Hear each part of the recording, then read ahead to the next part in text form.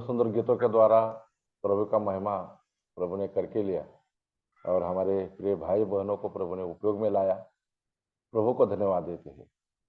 अभी हम थोड़ी देर वचन में जाएंगे, क्योंकि हमें इस संसार में जो रखा है ये प्रभु की बड़ी दया है। हम देखते हैं हमारे भारत देश में कहते हैं अभी कलयुग शुरू है। कोई भी बुरी बातें होती है तो बोलते भाई कलयुग है, और कलयुग के बाद वो सोचते हैं कि सतयुग आने वाला है। लेकिन हमारा अगर हम इसमें जाएंगे, बाइबल के अनुसार जाएंगे तो बाइबल में अभी कलीसिया युग शुरू है। कलियुग भारत देश के लिए है, लेकिन कलीसिया युग हम सारे संसार के लिए है। क्योंकि कलीसिया का जो युग है वो अनुग्रह का युग है, अनुग्रह का समय है। इन दिनों में परमेश्वर जो है वो पापियों को पाप का क्षमा देते हैं और उस पर अनुग्रह करते हैं। जो भी प्रभु यीशु मसीह के द्वारा परमेश्वर के पास आते हैं वो अनुग्रह पाते हैं, और अनुग्रह पाकर वो कलीसिया में जुड़ जाते हैं। क्योंकि कलीसिया एक ऐसा संगठन है जो परमेश्वर स्वयं उसको बनाया है, और उस संगठन को बनाने के लिए परमेश्वर ने अपने इकलौते पुत्र प्रभु यीशु मसीह को संसार को दिया, कलीसिया को दिया। हम सबके लिए, सारे संसार के लिए प्रभु यीशु मसीह का उस सलीब पर अर्पण हुआ। और प्रभु यीशु मसीह जब सलीब पर थे तो उनके छाती में भाला भोंका और वहां से खून और पानी आया। तो जो छाती जो है, ये सीना जो है, तो ये सीने में से जो खून और पानी आया, तो वो जो है खून जो है शुद्धिकरण के लिए होता है। पानी भी शुद्धिकरण के लिए होता है, जो कलीसिया को धोता है। हम जो है कलीसिया जो है प्रभु यीशु मसीह के सीने के पास रहती है। जब आदम को गहरी नींद में परमेश्वर ने डाला और उसका फसली निकाला और उससे हवा बनाया, तो उसके लिए एक दुल्हन को, एक पत्नी को परमेश्वर ने दे दिया, क्योंकि वो उसके पसली में से थी। और एक कलीसिया भी है जो है, ये प्रभु यीशु मसीह के पसली सीने के पास रहने वाली है। इसीलिए कलीसिया को बहुत बड़ा महत्व है। तो हम कुछ बातों को हम देखने वाले हैं। हम देखेंगे कलीसिया के कुछ 5 सत्य को हम देखेंगे आज। तो आइए हम निकालेंगे मत्ती का सुसमाचार 16 का 18, और मत्ती का 16 का 18 हम देखने वाले हैं। वहां पर लिखा है, और मैं भी तुझसे कहता हूं कि तू पतरस है, और मैं इस पत्थर पर अपनी कलीसिया बनाऊंगा, और अधोलोक के फाटक उस पर प्रबल न होंगे। और मैं तुझे स्वर्ग राज्य की कुंजियां दूंगा, और जो कुछ पृथ्वी पर बांधेगा वह स्वर्ग में बंधेगा, और जो कुछ तू पृथ्वी पर खोलेगा वह स्वर्ग में खुलेगा। ये जो प्रभु यीशु मसीह ने पतरस को कहा है, तो बहुत सारे लोग कहते हैं कि पतरस के ऊपर कलीसिया खड़ी है। लेकिन अगर हम फुटनोट में देखें तो पतरस का जो अर्थ है वो जो है वो पत्थर है। और प्रभु यीशु मसीह ने कहा, उसकी तरफ उंगली करके कहा कि इस चट्टान पर तू पथरस है, और मैं तुझे कहता हूं कि तू पतरस है, और मैं इस पत्थर पर अपनी कलीसिया बनाऊंगा। कुछ कुछ जो ट्रांसलेशन में है वहां पर चट्टान लिखा है। पतरस का अर्थ होता है पेट्रॉस, एक छोटा सा पत्थर। यूहन्ना का सुसमाचार 1:42 में लिखा है उसके बारे में। और पेट्रा जो है एक विशाल चट्टान है, जो यशायाह नबी का किताब 28 का 16 में लिखा है। पहला कुरिन्थी 3 का 11 में है, इफिसी के पत्र में है। और चट्टान स्वयं प्रभु यीशु मसीह है। और प्रभु यीशु मसीह ने एक भविष्य की बात कही थी कि मैं कलीसिया बनाऊंगा। और हम देखते हैं प्रभु यीशु मसीह ने उस कलीसिया को बनाया। कभी बनाया? जब प्रभु यीशु मसीह का अर्पण हुआ, सारे संसार के लिए, सारे मनुष्य के लिए, सारे पापियों के लिए प्रभु यीशु मसीह ने अपना लहू बहाया। स्वर्ग और पृथ्वी के बीच में वो श्रापित मृत्यु को सहा, और मृत्यु सहा, और हमारा सारा दंड उसने भर दिया। हमारा शाप, हमारा पाप, हमारा अधर्म, जो कुछ हमारा था, वो सब प्रभु यीशु मसीह ने सलीब पर अपने बलिदान के द्वारा, लहू बहाने के द्वारा उसको पूरा किया। और प्रभु यीशु मसीह ने कहा पूरा हुआ है। मनुष्य के उद्धार का, मनुष्य के छुड़ाने का, छुड़ौती का कार्य भी पूरा हुआ है। और पूरा जब पूरा हुआ ऐसा कहा, और कहा कि मैं अपनी आत्मा परमेश्वर तेरे हाथ में सौंपता हूँ। तो प्रभु यीशु मसीह ने वो पूरी बात की। और उसके बाद हम देखते प्रभु यीशु मसीह को गाड़ा गया। प्रभु यीशु मसीह तीसरे दिन जी उठा, 40 दिन संसार में रहा, फिर स्वर्ग में गया। और स्वर्ग में जाने के बाद 10 दिन के बाद, यानी कि मृत्यु के पश्चात 50 दिन के बाद स्वर्ग से पवित्र आत्मा संसार में आया। वहां पर 120 लोग जो है वो प्रार्थना कर रहे थे। हम प्रेरितों के काम में देखते हैं 120 लोग एक ऊपरी रूम में प्रार्थना कर रहे थे। प्रभु यीशु मसीह ने बहुत सारे अद्भुत चमत्कारों को किया। उनके पीछे बहुत सारी भीड़ की भीड़ इकट्ठा आती थी। जब हम देखते प्रभु यीशु मसीह ने 5,000 को खाना खिलाया, तो हम देखते वहां उधर तो 5,000 केवल पुरुष थे, फिर स्त्रियां अलग, बच्चे अलग। तो इतनी बड़ी भीड़ को प्रभु यीशु मसीह ने खिलाया। तो कम से कम 10-15 हजार की भीड़ थी, उससे भी ज्यादा हो सकती है। फिर 4,000 को खिलाया, 7,000 को खिलाया। फिर और भी जगह पे हम देखते जहां पर प्रभु यीशु मसीह जाते थे, उनके पीछे भीड़ की भीड़ आती थी। बहुत लोगों को प्रभु यीशु मसीह ने चंगाई भी दिया। लेकिन प्रभु यीशु यीशु मसीह जब मारे गए, उसके बाद हम देखते हैं कुछ लोग पीछे गए। केवल यरूशलेम में 120 ही लोग इकट्ठा होकर प्रार्थना कर रहे थे। तो 120 जो संख्या है, उस संख्या में भी बहुत सारे रहस्य को हम देखते हैं। जब हम देखते हैं जो नूह है, नूह को परमेश्वर ने जहाज बनाने के लिए कहा, और उसको 120 साल का अवधि दिया। और नूह 120 साल तक सुसमाचार बताते रहे।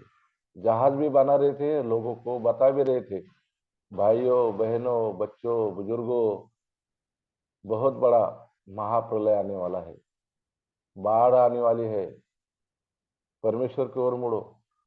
120 साल तक उसने सुसमाचार सुनाया, लेकिन कोई भी नहीं माना। हम देखते हैं उसके भाई बहनें भी थी। अगर हम उत्पत्ति का अगर 5 अध्याय में जाएंगे, तो वहां पर नूह के भाई बहनें भी थी, उन्होंने भी विश्वास नहीं किया। और गांव के लोग थे, रिश्तेदार थे, उन्होंने भी विश्वास नहीं किया। लेकिन केवल एक परिवार, केवल 8 लोग ने विश्वास किया। और हम देखते 120 साल जब पूरे हुए, जब नूह जहाज में चला गया, परमेश्वर ने बाहर से दरवाजा बंद किया। और हम देखते हैं आसमान से, जमीन से, ऐसा लगता है आसमान के झरोके परमेश्वर ने खोल दिए और वो बाढ़ आई। तो 120 साल के बाद हम देखते हैं 120 जो अंक है, वो हम जो नयापन है, नई सृष्टि को बताता है। तो फिर परमेश्वर ने पुराना सृष्टि को पूरा नष्ट कर दिया। 120 साल उनको मौका दिया, फिर नया सृष्टि को परमेश्वर ने बनाया। फिर हम देखते हैं नूह के जो बेटे थे, शेम, हाम और याफेत, उनके द्वारा सृष्टि हुई। हम देखते हैं मूसा का भी जो जीवन था 120 साल का था। 40 साल मूसा ने राजमहल में पूरा विद्या ग्रहण किया, और 40 साल पर पूरा वो लिखाई पढ़े सब कुछ किया। और जो फिरौन की जो बेटी थी, जिसने उसको अपना बेटा माना था, तो 40 साल वो राजमहल में था। लेकिन बाद में हम देखते हैं 40 साल के बाद जब वो अपने लोगों में गया, क्योंकि उसको दूध पिलाने के लिए परमेश्वर ने योजना बनाई थी, उसी की माँ थी। और उसी की माँ जब उसको दूध पिलाती थी, उसको पगार भी मिल रहा था। ऐसा संसार में कोई अद्भुत काम नहीं कि भाई दूध पिला और पगार भी मिलेगा, लेकिन वो परमेश्वर ने सब कुछ किया, क्योंकि ऐसा लिखा है मूसा जो है परमेश्वर की दृष्टि में बहुत सुंदर था। 7 अध्याय में देखते हैं प्रेरितों के काम में। और जब हम दूसरा अध्याय में देखते हैं निर्गमन का, उसके माँ बाप ने देखा बच्चा बहुत सुंदर है और उसको 3 महीने तक छुपा के रखा। माँ बाप बोलते बच्चा बहुत बहुत सुंदर है, लेकिन वहां लिखा है बच्चा सुंदर है, ऐसा लिखा है। और प्रेरितों का काम में लिखा है परमेश्वर ने देखा कि वो बहुत सुंदर है। माँ बाप केवल सुंदर बोलते हैं, लेकिन परमेश्वर ने उसको बहुत सुंदर ऐसे लिखा है उसको। और हम देखते हैं 40 साल वो राजमहल में रहा, 40 साल फिर वो एक मिस्री को मार कर वो भाग गया। 40 साल फिर वो जंगल में था, और जंगल में फिर उसको परमेश्वर ने दर्शन दिया। उसके बाद हम देखते हैं 40 साल फिर वो इसराइल लोग को मिस्र से छुड़ाकर 40 साल वो मरुभूमि में था। 120 साल तक मूसा जिया, और मूसा ने भी आज्ञा नहीं पाली, और हम देखते हैं कनान में नहीं गया। लेकिन 120 साल के बाद नया जो है नया जनरेशन आया, और फिर जो गुलाम थे इसराइल लोग वो कनान में गए। तो वहां पर भी एक नई जनरेशन को नई नई बात को हम देखते हैं 120 अंक को। यहाँ पर भी हम देखते हैं 120 लोग प्रार्थना कर रहे थे। और पहला जो पुराने नियम में पवित्र आत्मा आता था जाता था, बहुत संतों के ऊपर आता था, दाऊद के ऊपर आता था, और हम देखते हैं गिदोन के ऊपर आया, और शमशोन के ऊपर पवित्र आत्मा आता था और जाता था, आता था और जाता था। लेकिन 120 लोगों ने जब प्रार्थना किया पेंटेकोस्ट के दिन में, जब पवित्र आत्मा आया वो वापस नहीं गया। और हम देखते हैं उसी दिन कलीसिया का स्थापना हो गया और नया युग का शुरुआत हो गया। 120 साल तक नूह ने सुसमाचार सुनाया, तो एक नया युग आया। फिर 120 लोगों ने प्रार्थना किया, अभी नया युग आया, कलीसिया का युग है, और ये कलीसिया युग में हम लोग हैं। और हम वहां पर देखा मत्ती का सुसमाचार में, तो प्रभु यीशु मसीह ने बोला कि मैं कलीसिया रचूंगा, मैं कलीसिया बनाऊंगा। तो मैं बनाऊंगा, प्रभु यीशु मसीह स्वयं उस कलीसिया को बनाया। प्रभु यीशु मसीह कलीसिया को बनाया क्योंकि वो रचने वाला है। कलीसिया का वो मालिक है, बोलता है अपनी ही कलीसिया बनाऊंगा। वहां पर देखो हम ऐसा लिखा है, मैं इस पत्थर पर अपनी कलीसिया बनाऊंगा। अपनी बोल तो वो मालिक है, उसका उसके ऊपर मालिकाना अधिकार है। इस कलीसिया में बनाए जाने वाला जो है वो कलीसिया का एकत्रित को दिखाता है। इस कलीसिया को बनाऊंगा, तो कलीसिया का एकत्रितकरण को हम देखते हैं। और ऐसा लिखा है कि इस कलीसिया का आगे अधोलोक के फाटक का भी कुछ नहीं चलेगा। कोई भी बातें जो है उसके आगे नहीं कर सकते हैं। हाँ, हम लोग बहुत डर रहे हैं कि कलीसिया नष्ट होगी। अभी अभी हमारे 1 हफ्ता पहले मुंबई की एक कलीसिया, जो पनवेल नाम का बड़ा सिटी है नई मुंबई में, और वहां पर एक कलीसिया को लोगों ने बंद किया है। 6 महीना पहला एक थाना जिला में, जो जिस जिले में हम रहते हैं, वहां पर आदिवासी लोगों का कलीसिया को भी वो लोगों ने बंद किया है। लेकिन वो केवल बंद करते हैं, लेकिन कलीसिया तो स्वयं हम लोग है। परमेश्वर के राज को भी कलीसिया कहा है, उसको कभी बंद नहीं कर सकते हैं। हमारा इकट्ठा होना वो रुका सकते हैं, लेकिन अगर वो कलीसिया का ऐसा लिखा कि आधोलोक के फाटक का उस पर कोई प्रबल नहीं हो गया, तो कलीसिया को परमेश्वर की सुरक्षा है। और कलीसिया को बांधने का और खोलने का अधिकार है। कलीसिया इस संसार में जो कुछ बांधती है वो स्वर्ग में बांधा जाता है, जो कुछ खुलती है स्वर्ग में खुलते जाता है। बहुत बड़ा अधिकार है। लेकिन हमें प्रभु यीशु मसीह ने कहा है शत्रुओं के लिए प्रार्थना करो, शत्रु से प्रेम करो। तो इसके लिए हम उनके लिए वो चीजें नहीं बांधते हैं जो उनका नाश हो। तो कलीसिया को सारे अधिकार है। कलीसिया की कुछ विशेषता को हम देखेंगे। कलीसिया की कुछ विशेषता को हम देखेंगे। कलीसिया जो है प्रभु यीशु मसीह पर जिसने विश्वास किया है, यीशु मसीह पर विश्वास के द्वारा उद्धार पाए हुए लोग जो इकट्ठा होते हैं, जो आराधना करते हैं, उपासना करते हैं, ऐसे झुंड को कलीसिया कहते हैं। जो यीशु मसीह पर विश्वास करते हैं, उद्धार पाए हैं और उसके नाम में इकट्ठा होते हैं और आराधना करते हैं, उपासना करते हैं।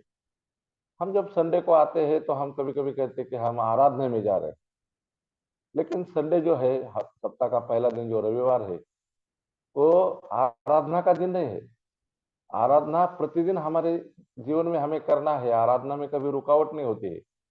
वो रोटी तोड़ने का दिन है, आराधना का दिन नहीं है। आराधना हमें प्रतिदिन करना है। हमारे जीवन में हर क्षण हर पल को आराधना है, आराधना करना है, क्योंकि हमें आराधना करने के लिए ही परमेश्वर ने उद्धार दिया है। प्रभु यीशु मसीह ने हमें हम पर जो अनुग्रह किया, अनुग्रह पर अनुग्रह किया कि हम परमेश्वर की आराधना करें। तो आराधना का सभा जो है रविवार को नहीं होता है। आराधना निरंतर शुरू है, स्वर्ग में निरंतर है और पृथ्वी पर भी निरंतर है, रविवार को केवल नहीं होती। तो जो उसकी आराधना करते हैं, एक साथ होते हैं, संडे को उपासना करते हैं, वो सब कलीसिया की विशेषता है।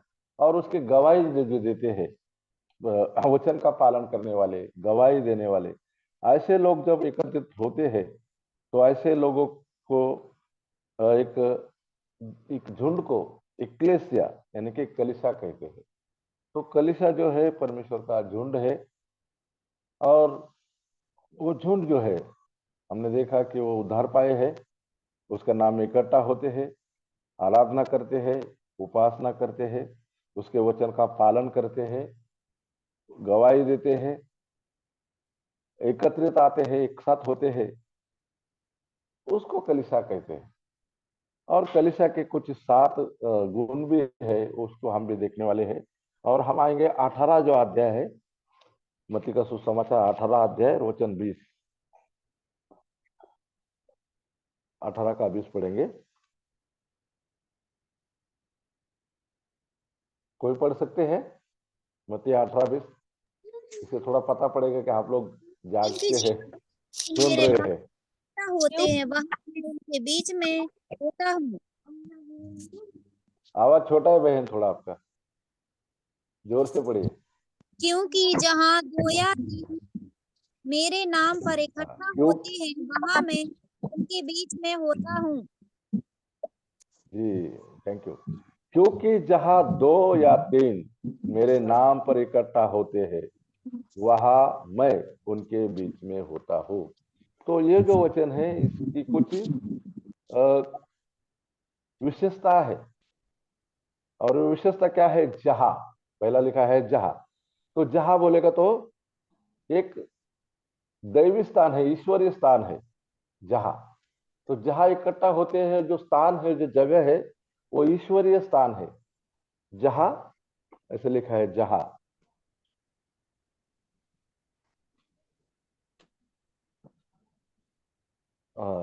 यहाँ पे जहां लिखा है वो ईश्वरीय स्थान को बताता है।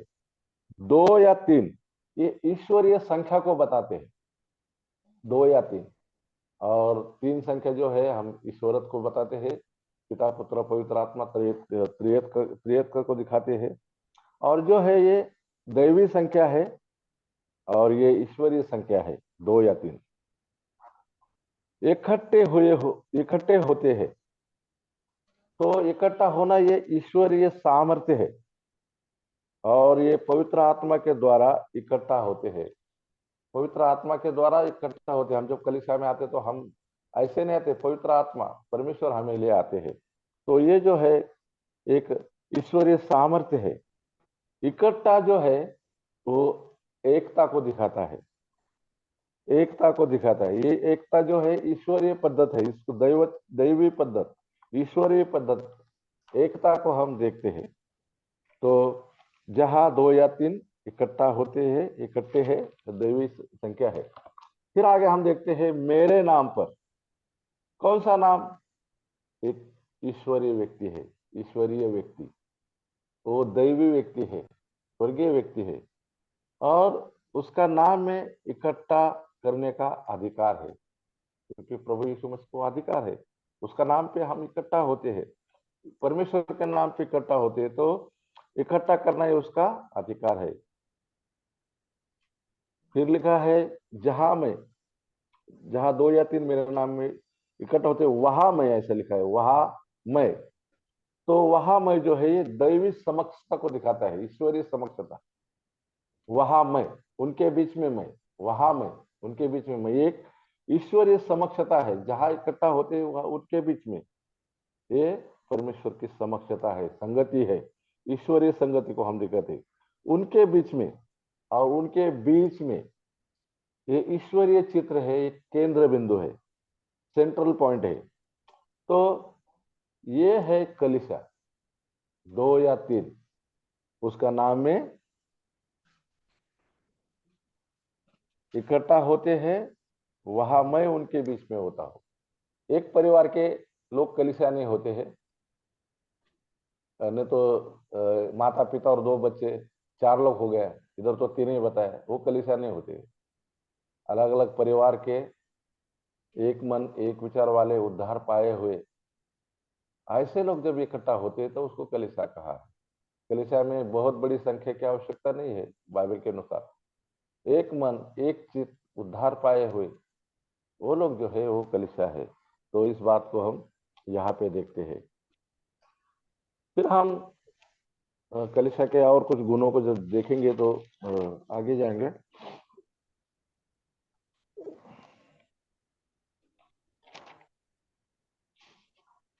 कलीसिया जो है 2 प्रकार की है।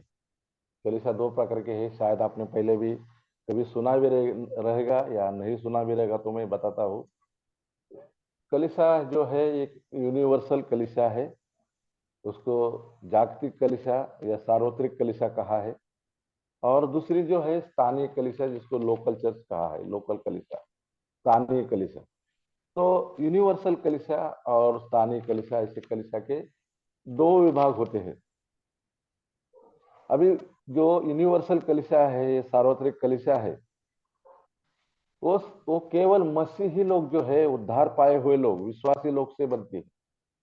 वो कलीसिया में अविश्वासी या बिना उद्धार पाया हुआ एक भी नहीं रहता है। केवल विश्वासी लोग, उद्धार पाए हुए लोग ही वो सार्वत्रिक कलीसिया में होते हैं। और वो सार्वत्रिक कलीसिया केवल एक ही है पूरे संसार में, एक ही कलीसिया है, वो अलग अलग नहीं है, उसकी संख्या एक है। और उसकी जो स्थापना है, उसका जो शुरुआत है, वो पेंटेकोस्ट के दिन हुई, 50वें दिन हुई जी। जब हम पहले देखा प्रभु यीशु मसीह जब स्वर्ग में गए, मृत्यु के पश्चात 40 दिन रहे, स्वर्ग में गए, 10 दिन के बाद पवित्र आत्मा संसार में आया, और उसी दिन जो कलीसिया हुई पहली यरूशलेम की कलीसिया, तो वो कलीसिया जो है पेंटेकोस्ट के दिन शुरू हुए है। तो उसकी शुरुआत जो है, जो सार्वत्रिक कलीसिया की, यूनिवर्सल कलीसिया की, वो 50वें दिन में हो गई। और इस कलीसिया में प्रभु हमें जोड़ता है, जो लोग उद्धार पाते हैं। हम 2 का प्रेरितों का काम, दूसरा अध्याय में वो सारे कलीसिया का बारे में लिखा है। 2 का 47 में लिखा है कि जो कलीसिया के लोग हैं वो 4 बातों में लवलीन थे। प्रेरितों की शिक्षा, संगति, रोटी तोड़ना और प्रार्थना करने में वो लोग लवलीन थे। और ऐसा लिखा है 48 में, उस कलीसिया में परमेश्वर प्रतिदिन लोगों को जोड़ रहा था। तो वो कलीसिया में प्रभु हमें जोड़ता है, जो उद्धार पाते हैं उनको जोड़ता है। वो जो कलीसिया होती है यूनिवर्सल कलीसिया, उसके जो मेंबर लोग रहते हैं उनके नाम का कोई किताब नहीं रहता है। जैसा लिस्ट नाम का किताब नहीं रहता है, उनका कोई किताब नहीं रहता है। तो उनका किताब है, उनका किताब प्रभु के पास है। तो उनका जो लिस्ट है, नाम का जो किताब है, मेंबरशिप है, तो वो प्रभु के पास है। और वो लिखा है प्रकाशित वाक्य 2 का 21 का 27। उस वचन को हम पढ़ेंगे, प्रकाशित वाक्य 21 21 का 27, 21 27 आखिर में देखेंगे।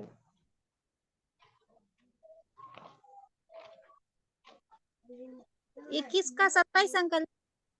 जी जी, जी हाँ। परंतु उसमें कोई अपवित्र वस्तु या घृणित काम करने वाला या झूठ का गढ़ने वाला किसी रीति से प्रवेश ना करेगा, पर केवल वे लोग जिनके नाम मेमने के जीवन की पुस्तक में लिखे हैं। हाँ, पर केवल वे लोग जिनके नाम मेमने के जीवन के पुस्तक में लिखे हैं। तो यूनिवर्सल कलीसिया में जब हमारा प्रवेश होता है, जब हमारा उद्धार होता है, तो हम पहले यूनिवर्सल कलीसिया में जाते हैं। तो हमारा नाम मेमना प्रभु यीशु मसीह के जीवन के किताब में लिखे जाते हैं। तो संसार में, दुनिया में, कोई शहर में उसका कोई किताब नहीं रहता है जिसका नाम का। तो उसका एक ही किताब है, और वो मेमने का किताब है, जीवन का किताब में उसके नाम लिखे जाते हैं। फिर हम देखते हैं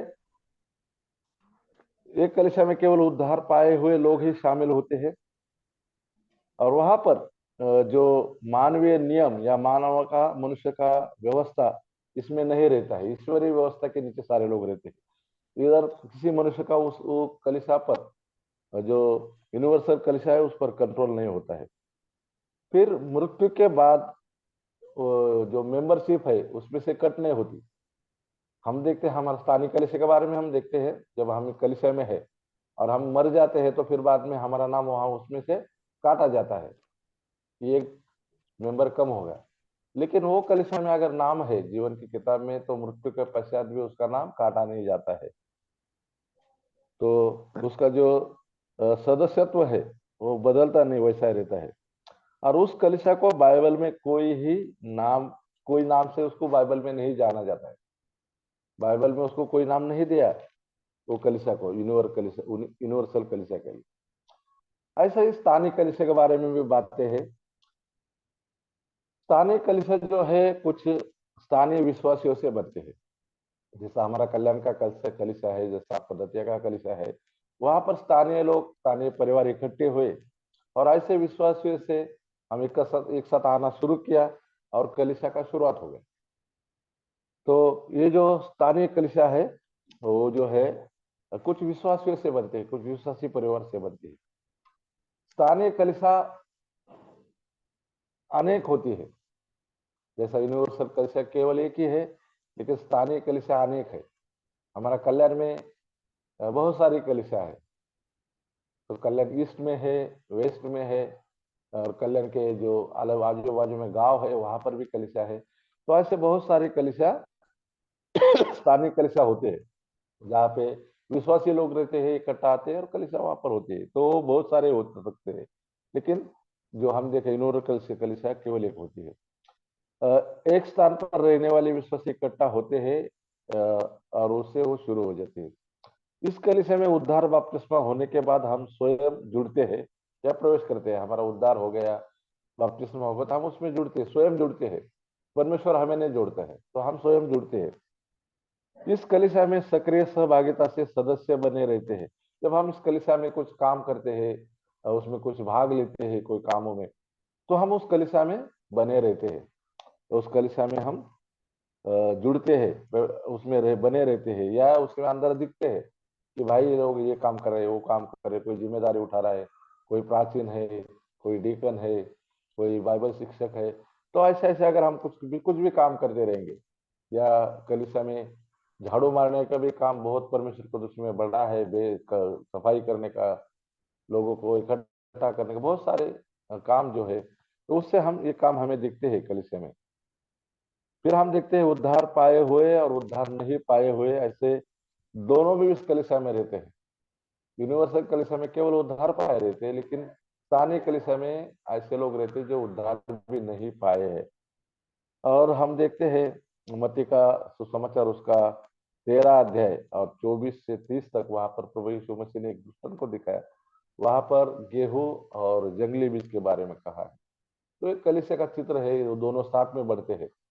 लेकिन जब कटनी होगी तो उसके बाद देखेंगे जो गेहूं है उसको भंडार में अच्छी जगह पे रखेंगे, लेकिन जो जंगली बीज है उसको जलाया जाएगा।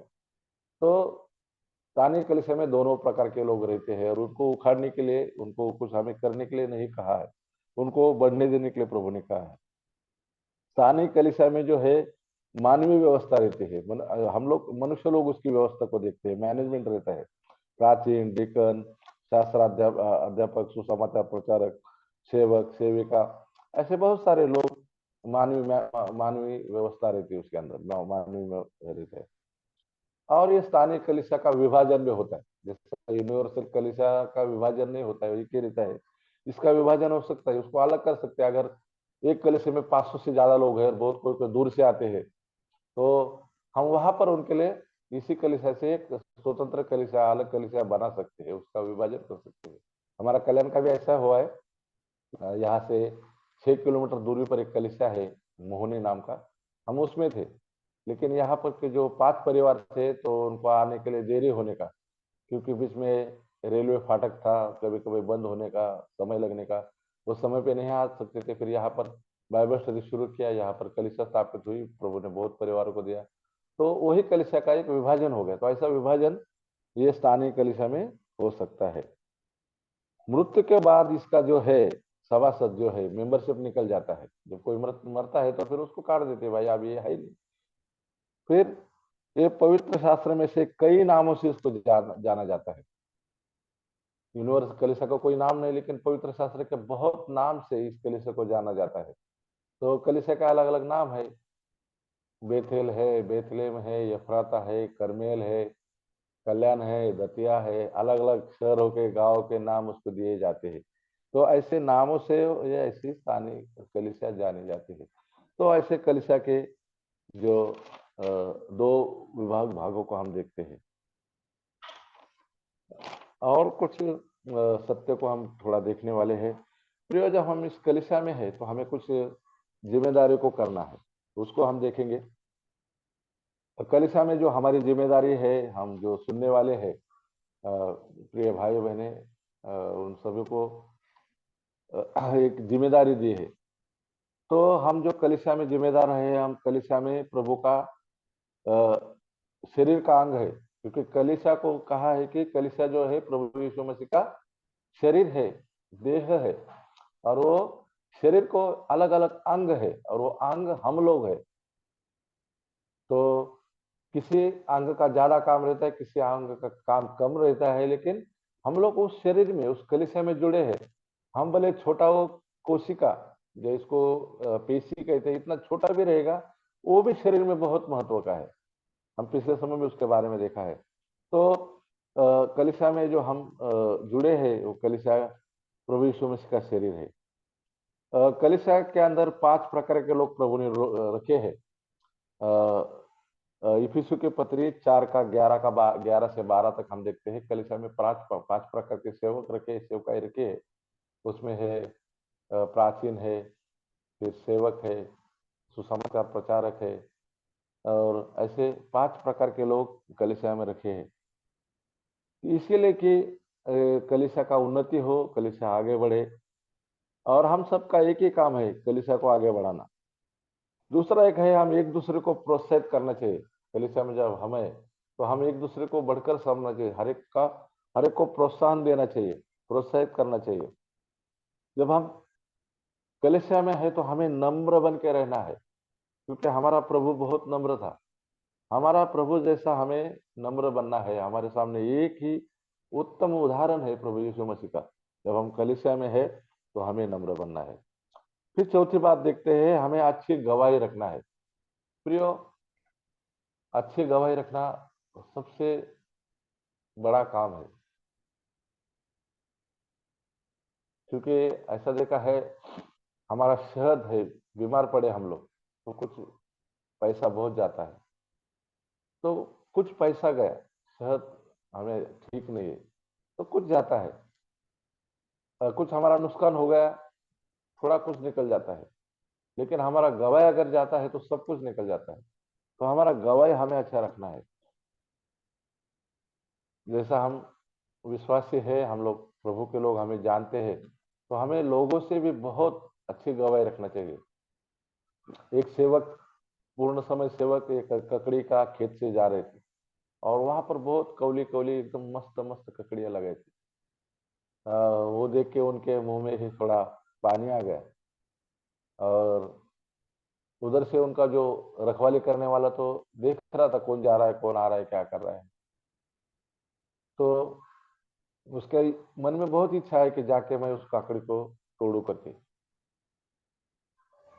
और उसने वो ककड़ी को तोड़ लिया। तो देखने वाले ने बोला, अरे क्या ये पास्टर का काम करता है और खेत में बिना पूछे तोड़ता है, चोरी कर रहा है। तो ऐसा गवाही उतने में खराब हो गया।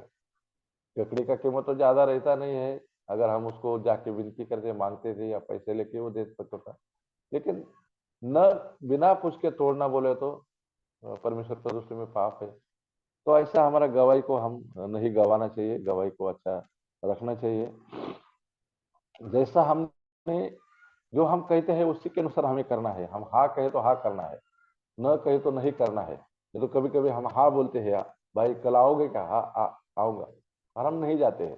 तो हमारा जो हाँ का हाँ और नहीं का नहीं होना चाहिए, वो हम वैसा पालन करना चाहिए। हमें हर खाने पे प्रार्थना करना चाहिए। हम बहुत बार प्रार्थना नहीं करते हैं। परमेश्वर हमको अच्छा सेहत दिया है, परमेश्वर हमारा प्रयोजन करता है, खाने का प्रयोजन करता है, तो हमें हर खाने पे प्रार्थना करना है। बहुत बार हम देखते हैं, हम अगर होटल में जाते हैं और वहां पे भी कोई आजू बाजू में लोग बैठे रहते हैं, हम खाना मांगते हैं, हम शर्माते हैं हम प्रार्थना करने से। लेकिन प्रार्थना करना तो वो लोग बहुत अच्छा लगता, उनको बहुत अच्छा लगता है दूसरे लोगों को, जब हम खाने के ऊपर प्रार्थना करते हैं, लेकिन हम लोग शर्माते हैं कि मुझे लोग क्या कहेंगे। तो प्रियो, खाने पे ऊपर प्रार्थना करना है। फिर जो पैसा जो है कलीसिया में जो इकट्ठा होता है या हमारे पास है, वो पैसा प्रभु का पैसा है, तो उसको हम जब अच्छा यूज करना चाहिए। अपवित्र पैसा कलीसिया में नहीं आना चाहिए, या लोभ हमें नहीं होना चाहिए। जब हम कलीसिया में जाते हैं तो समय का पालन करना चाहिए। जैसा 9 बजे का आराधना है, तो हम 9 को कम से कम 5 मिनट कम है तभी जाना चाहिए। तो हम पिछले टाइम पे देखा, जब हम जाते हैं तो प्रभु यीशु मसीह हमारा स्वागत करते हैं, और लेट हो जाता तो प्रभु यीशु मसीह पीठ घुमाते हैं। तो हम जब देर से जाते हैं तो हमारा परमेश्वर का देरी से जाने से उसका इंसल्ट होता है। जैसा हम इंटरव्यू रहेगा, जॉब के लिए, काम के लिए इंटरव्यू रहेगा, तो हम कैसा बराबर समय पे जाते हैं, आगे पीछे बिल्कुल नहीं जाते। इंटरव्यू में जाने के समय में अच्छे कपड़े को पहन लेते हैं, टी शर्ट जीन्स ऐसा नहीं पहन के जाते हैं। लेकिन कलीसिया में आते आने के समय में टी शर्ट चलता है, जीन्स चलता है, और देरी भी होगा तो चलता है। जहाँ पे राजाओं के राजा के सामने हमें जाना है, संसार के मालिक के सामने जाना है हमें नौकरी के लिए, तो हम कैसा जाते हैं। लेकिन राजाओं का राजा हमारे बीच में हाजिर रहता है, उसके सामने हमें कैसा जाना चाहिए। जब हम लेट हो जाते हैं, देरी करते, तो हमारे बच्चे भी देर हो जाते हैं। इफिसियों के पत्र में लिखा है प्रियो 5:16 में, जब हम लेट हो जाते हैं तो बच्चे भी लेट हो जाते हैं हमारे। जब हम कलीसिया में जाते हैं तो जो प्लास्टिक का थैली रहता है, उसमें कोई कोई हम बाइबल डाल के लाते, और वो जब निकालते समय में लोग, किसने आग बंद किया रहता है, हम देर जाते तो खर खर खर खर खर खर खर छर छर छर छर आवाज आता है। फिर ऐसा चेयर को ऐसा इधर उधर ऐसा हिलाते तो ऐसा आवाज भी आता है। तो ऐसा डिस्टर्ब लोगों को हो, ऐसा भी हमारा जीवन नहीं चाहिए, कि हमारे जाने से लोग को डिस्टर्ब हो, तकलीफ हो, ऐसा भी हमें नहीं करना चाहिए। फिर जो हमारा टैलेंट हमें दिया है, जो कृपादान हमें दिया है, उसको वरदान हमें दिया है, उसका उपयोग हमें कलीसिया में करना है। जैसे कि गीत गाने के लिए, बजाने के लिए, या संडे स्कूल के चलाने के, संडे स्कूल चलाने के लिए, बहनों को एक साथ करने के लिए, बहने बहनों को। तो ये सारे जो बातें हैं, वो हमें करना चाहिए। जो हमें वरदान दिए, जो हमारे पास टैलेंट है, उसका उपयोग हम करना चाहिए। और फिर हमें एक दूसरे से प्रेम करना चाहिए। जब हम ऐसा, प्रभु यीशु मसीह ने कहा है कि तुम जब एक दूसरे से प्रेम करेगा तो संसार जानेगा कि तुम मेरे चेले हो। हम आपस में प्रेम नहीं करते हैं, बहुत हम लोग खुदगर्ज लोग हैं। तो हम आप स्वयं से प्रेम करते हैं, भाइयों बहनों से, कलीसिया के भाई से। प्रियो, हम जो कलीसिया के लोग हैं, उद्धार पाए हुए लोग, हम इस संसार में भी रहना है और स्वर्ग में हमें साथ रहना है। स्वर्ग में संसार नहीं आएगा जिससे हम अधिक प्रेम करते हैं। याकूब के पत्र में लिखा है, जो संसार से प्रेम करता है वो परमेश्वर से बैर करता है। तो हमारे प्रिय भाइयों बहनों से, हमारे प्रियजनों से हमें प्रेम करना है। जैसा प्रभु ने हमसे प्रेम किया है वैसा हमें एक दूसरे से प्रेम करना है। हमें विश्वास योग्य बने रहना है। कहना चाहिए कि भाई क्या विश्वास है। प्रभु के साथ भी विश्वास योग्य बने रहना है और एक दूसरे के साथ हमें विश्वास योग्य वफादार बन के रहना है। और हमें एक और काम करना है, प्रभु के आगमन की बाट प्रतिदिन जोहना है। प्रभु आने वाले हैं। ऐसा नहीं कि प्रभु के आगमन निकट है और हम दूसरी बातें करते रहेंगे। हम बार बार सीखते हैं प्रभु का आगमन निकट है। ऐसा देखियो तो प्रियो, इस संसार में जो भी कुछ हो रहा है, जो सताव है, सब कुछ हो रहा है, युद्ध हो रहा है, भूचाल आ रहे हैं, बड़ा कल भूचाल आया बाहर, और ये सारी जो बातें हैं प्रभु यीशु मसीह के आगमन को दिखाती है। और प्रभु यीशु मसीह पहले जो है कलीसिया को लेने के लिए चोर के नहीं आने वाले हैं। चोर जब आता है तो किसी को पूछ के नहीं आता है कि भाई मैं आने वाला हूं करके, वो चुपचाप आ जाता है। और हमारे घर के बाहर जो पड़ी हुई चीजें रहती है उसको उठा के लेके नहीं जाता है। तो घर में जो कीमती सामान है, जिसकी कीमत है, जिसको मूल्य है, ऐसी चीजों को लेके जाता है। तो प्रभु यीशु मसीह भी चोर के जैसे आएगा और उसके नजर में हम लोग जो है बहुमूल्य है, हमारी बहुत कीमत है, हमें लेके जाने के लिए आने वाला है। तो प्रभु यीशु मसीह का पहला आगमन होने वाला है। तो हम उसके आगमन की बाट जोते रहे। फिर कुछ बातों को हम देखेंगे। पहला तिमोथी 2:19 पढ़े। तिमोथी उसकी पहली पत्री 2:19।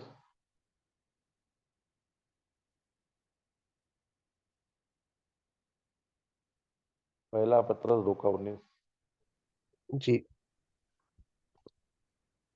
पहला तिमोथी जी, पहला तिमोथी 2:19। अंकल पहला तिमोथी दूसरा अध्याय दूसरा अध्याय और 19 वचन। 19 नहीं है अंकल, इसमें अंकल पहला उसमें 19 नहीं है। अच्छा अच्छा अच्छा, उसमें लिखा है अनीति से दूर रहो। सॉरी, अच्छा पहला दूसरा में रहेगा शायद। एक मिनट,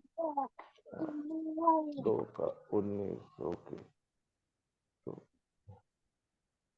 अंकल शायद 2 का 19 है। दो तो दो भी हाँ, 2:19, परमेश्वर सॉरी, की 2 का। हाँ पक्की नींव हाँ हाँ। बनी रहती है और उस पर यह छाप लगी है, प्रभु अपनों को पहचानता है और जो कोई प्रभु का नाम लेता है वह अधर्म से बचा रहे। हाँ, जो कोई प्रभु का नाम ले वह अधर्म से बचा रहे। अधर्म बोलो तो संसार में अभी अधर्म बढ़ रहा है, और अधर्म के बढ़ने से ऐसा लिखा है मत्ती का सुसमाचार में, प्रेम की कमी हो रही है। आपस में प्रेम ना है, अब अधर्म यानी पाप है। तो जो प्रभु का नाम लेता है तो उसको क्या करना है? पाप से दूर रहना है, अधर्म से दूर रहना है। और एक वचन को आप पढ़ेंगे, तीतुस की पत्री 3:8। तीमुथियुस से पहला है तीतुस की पत्री, तीमुथियुस के बाद तीतुस का 3:8। यह बात सच है और मैं चाहता हूं कि तू इन बातों के विषय में दृढ़ता से बोले, इसलिए कि जिन्होंने परमेश्वर की प्रतीति की है वे भले भले कामों में लगे रहने का ध्यान रखे। ये बातें भली और मनुष्यों के लाभ की है। भले कामों में लगे रहे। हमें भले काम, विश्वास के काम, अच्छे काम हमें करना है। जब हम कलीसिया में है तो हमें जो पहले हम देखे हैं और अब हमें अच्छे काम भी करना है। पहला पत्रस का पहला अध्याय और 15-16 वचन में। पहला पत्रस पहला अध्याय 15 और 16 वचन। पर जैसा तुम्हारा बुलाने वाला पवित्र है, वैसे ही तुम भी अपने सारे चाल चलन में पवित्र बनो, क्योंकि लिखा है कि पवित्र बनो क्योंकि मैं पवित्र हूँ। तो हमें पवित्र बनने के लिए कहा है। हमारा परमेश्वर पवित्र है और हमें पवित्र बनने के लिए कहा है। देखो, स्वर्ग पवित्र है, स्वर्ग में जो स्वर्गदूत है वो भी पवित्र है। फिर हमें जो वचन दिया है, पवित्र शास्त्र कहा है, पवित्र बाइबल कहा है, वो भी पवित्र है।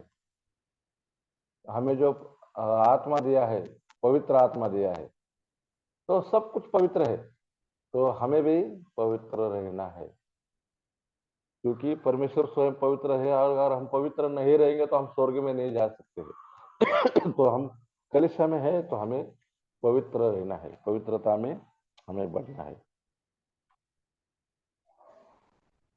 लेवी की किताब में 19 और 26 और 28 में वहां पे जाएंगे तो वहां पर हमें लिखा है, हमें जो टैटू बिटू बनाते हैं ना, आजकल बहुत चल रहा है, मेहंदी लगाना, टैटू बनाना, वो बहुत चल रहा है, तो हमें वो नहीं करना है।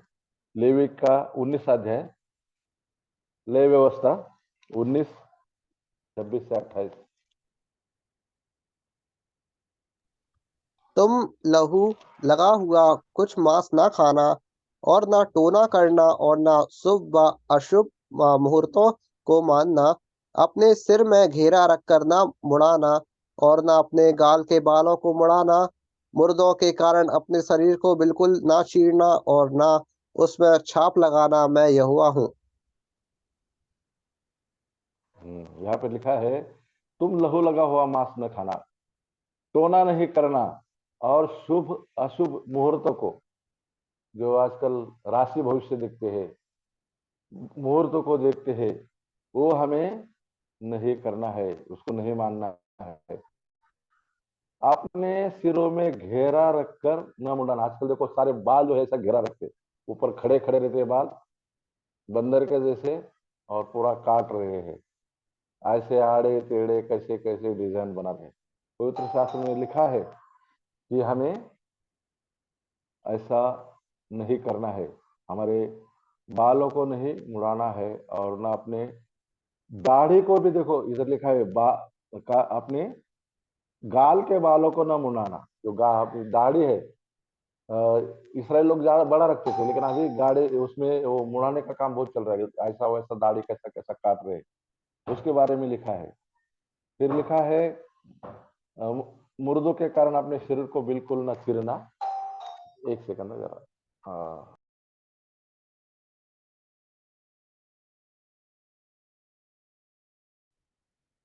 बाल न, गालों के बाल न मुड़ाना। फिर ऐसा लिखा है, शरीर में छाप न लगाना, कोई टैटू, कोई गोंदना, कोई ये मेहंदी बिंदी, ये भी हमें मना किया है, क्योंकि हम स्वर्ग के, हम हमारा स्वदेश स्वर्ग है, हम यहाँ के नागरिक नहीं है, स्वर्ग के नागरिक है, हमें पवित्र रहना है। इस बात को भी हम देखते हैं, तो हम पवित्र रहे, पवित्र जीवन जिए, ऐसा परमेश्वर का इच्छा है। प्रिय, जो कलीसिया जो है, ये कलीसिया हमारी कलीसिया नहीं है। कभी कभी हम बाहर जाते तो हमको बोलते हैं, बातें बातें में हमारे लोगों से बोलते हैं, हमारी कलीसिया, हमारी कलीसिया, कलीसिया कल्याण का कलीसिया, हमारी कलीसिया। लेकिन प्रियो, ये हमारी कलीसिया नहीं है, क्योंकि हमारा, हम इसके मालिक नहीं है, इसका मालिक परमेश्वर है, और हम इस कलीसिया में जोड़े गए हैं, इस कलीसिया में हमें परमेश्वर ने जोड़ा है, तो ये कलीसिया हमारी नहीं है। तो कलीसिया किसकी है? देखो, कलीसिया किसकी है, हम उसको बात को देखेंगे। पहला थिस्सलुनीका उसका 2:14, फास्ट फास्ट निकलेगा तो चलेगा, मैं एक एक वचन पढ़ूंगा समय की वजह से। पहला थिस्सलुनीका 2:14। इसलिए कि तुम, हे भाइयों, परमेश्वर की उन कलीसियाओं की सी चाल चलने लगे जो यहूदिया में मसीह यीशु हाँ, में है, क्योंकि तुमने अपने लोगों से वैसा ही दुख पाया जैसा उन्होंने यहूदियों से पाया था। वहां पर लिखा है परमेश्वर की कलीसिया, कलीसिया परमेश्वर की है।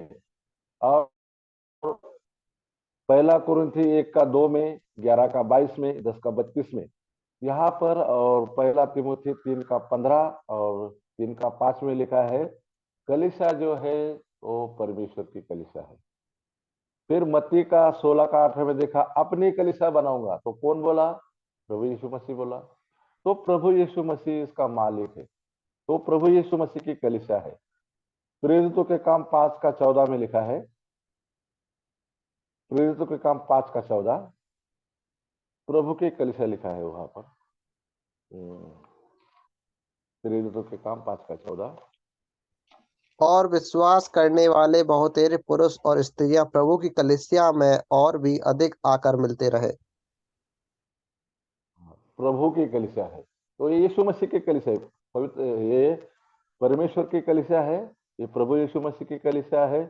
फिर हम इब्रानी की पत्री 12 का 30 में लिखा है, पहिलौठ की साधारण सभा और कलीसिया, तो ये प्रभु यीशु मसीह की कलीसिया है। तो मत्ती का 20 का 28 में लिखा है, पवित्र आत्मा में, आत्मा ने तुम्हें उसमें रखा है, तो ये पवित्र आत्मा की कलीसिया है, परमेश्वर की कलीसिया है, प्रभु यीशु मसीह की कलीसिया है, पवित्र आत्मा की कलीसिया है। ये हमारी कलीसिया नहीं है, ये राजेंद्र सिंह भाई का कलीसिया नहीं, सुधाकर मौर्य का भी कलीसिया नहीं, ये परमेश्वर की कलीसिया है। और हम जो इस कलीसिया में है, हम लोग संत जन है, पवित्र जन है, प्राचीन है। हम लोग जो प्राचीन जो है वो चरवाई के लिए रखा है, भेड़ को अच्छा खाना खिलाने के लिए रखा है, भोजन खिलाने के लिए रखे हैं। फिर दूसरा उनको वॉचमैन करके रखा है, सुरक्षा रक्षा करने के लिए, कलीसिया का सुरक्षा करने के लिए। और हम संसार से सुरक्षा कर नहीं सकते, प्रभु से मांग सकते हैं। और सुसमाचार प्रचारक है, वो एक चौकीदार है, पहरेदार है। और हम यहेजकेल का 33 अध्याय में लिखा है, जो सुसमाचार प्रचारक है, जो आने वाला परमेश्वर का क्रोध है, न्याय है, उसके बारे में नहीं बताते हैं, तो वो दोषी है। अगर वो बताते हैं और लोग नहीं सुनते हैं, तो लोग दोषी है। तो सुसमाचार प्रचारक भी पहरेदार है। तो ऐसे हमें इसमें रखा है। भजन संहिता 89 उसका 5 और 7 वचन में लिखा है, कलीसिया क्या है। भजन संहिता 89 उन्नबद 5 वचन। ईश्वर पवित्रों की 89 गोष्ठी में अत्यंत प्रतिष्ठा की योग, अपने चारों ओर सब रहने वालों से अधिक भय योग्य है। ईश्वर सॉरी 5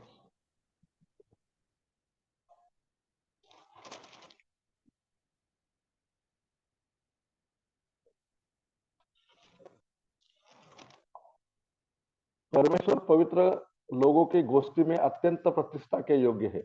जो गोष्ठी लिखा है वो सभा है, कोई ट्रांसलेशन में, या कलीसिया है। तो पवित्र लोगों की गोष्ठी में अत्यंत प्रतिष्ठा के योग्य है। परमेश्वर जो है, जो पवित्र लोग है, और पवित्र लोग जो उद्धार पाए हुए लोगों को दी हुई एक ये है, एक मेटाफिर है। कुरिन्थी का पत्री 1 अध्याय 1 वचन में लिखा है पवित्र लोग, तो पवित्र लोगों की कलीसिया है। और पवित्र लोगों के कलीसिया में परमेश्वर प्रतिष्ठा के योग्य है, परमेश्वर के वहां पर प्रतिष्ठा होती है। 5 वचन में भी लिखा है, हे यहोवा, स्वर्ग में तेरे अद्भुत काम की और पवित्र की सभा में तेरे सच्चाई की प्रशंसा होगी। जो सभा जो है कलीसिया को कहा है, तो पवित्र लोगों की सभा है। कलीसिया जो है परमेश्वर की है, प्रभु यीशु मसीह की है, पवित्र आत्मा की है, पवित्र लोगों की भी कलीसिया है। फिर भजन संहिता 107 का 32 में लिखा है, पुरनियों के बैठक में उसकी स्तुति करे। तो पुरनियों की कलीसिया है, सभा में वो पुरनियों की कलीसिया है। और हम एक वचन और पढ़ेंगे, 149 का 1, भजन संहिता 149 का 1 लिखा है, हे यहोवा, मैंने तुझे पुकारा है, मेरे लिए फुर्ती कर, जब मैं तुझको पुकारूं तब मेरी यहाँ लगा। 149 ब्रदर, 149 का 1, यहाँ की स्तुति करो, परमेश्वर के लिए नया गीत गाओ, भक्तों की सभा में उसकी स्तुति गाओ। भक्तों की सभा, तो भक्त लोग की सभा यानी कि कलीसिया है। तो कलीसिया भक्त लोग की भी एक सभा है। और 11 का 1 में देखिए, भजन संहिता 11 का 1, भजन संहिता 11 का 1,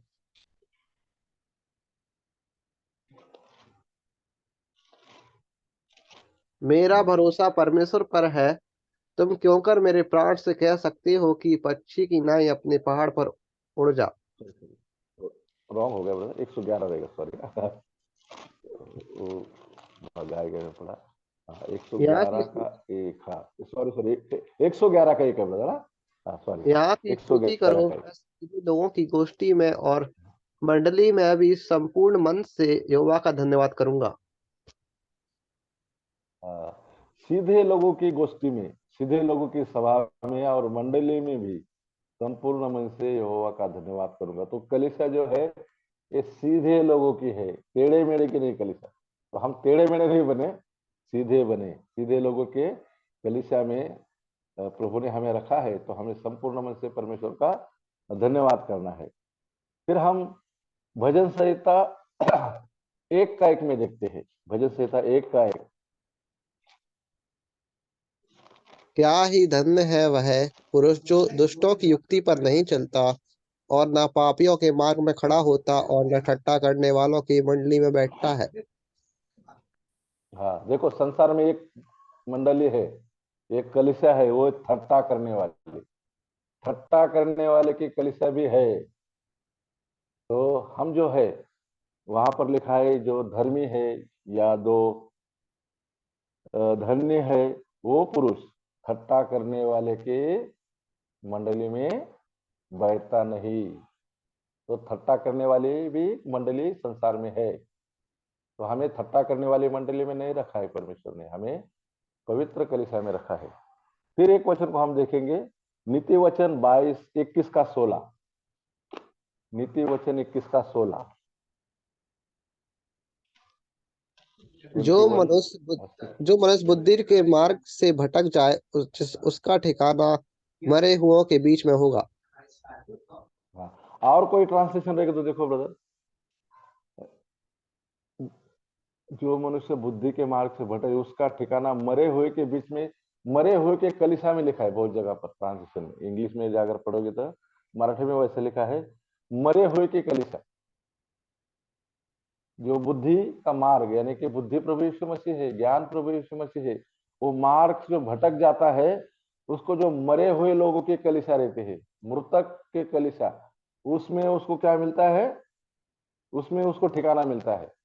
तो ठट्टा करने वाला कलीसिया और मरे हुए कलीसिया भी संसार में है, लेकिन परमेश्वर का धन्यवाद हो, उसने हमें जीवित कलीसिया जो प्रतिदिन बढ़ रही है, प्रभु यीशु मसीह के आने के दिन तक उसका कार्य शुरू है, जो पेंटिकॉस्ट के दिन शुरू हुआ है, और प्रभु यीशु मसीह के आगमन तक जो आसमान में, बीच आसमान में प्रभु यीशु मसीह आ गया तभी तक उसका कार्य शुरू है, जीवित कलीसिया।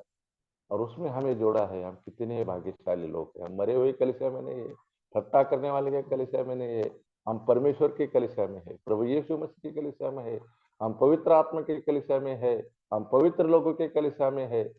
तो इतना भी हमारा बड़ा सौभाग्य है। तो हमें जो हमने आज सुना है वैसा करने के लिए प्रभु मुझे और आपको सहायता करे। मुझे दिए हुए समय के लिए कलीसिया के प्रियजनों को, कलीसिया के प्रार्थजनों को, सेवकों को, सभी को मैं धन्यवाद देता हूँ और परमेश्वर को धन्यवाद देता हूँ। परमेश्वर के नाम की महिमा हो। अगले बुधवार को शायद क्रिसमस आएगा, तो हम बाद में बातें करेंगे भाई से क्या है। तो प्रभु सबको इस वचन के अनुसार चलने के लिए और मुझे भी इस वचन के अनुसार चलने के लिए सहायता करे। परमेश्वर के नाम की महिमा। मेरा नाम सुधा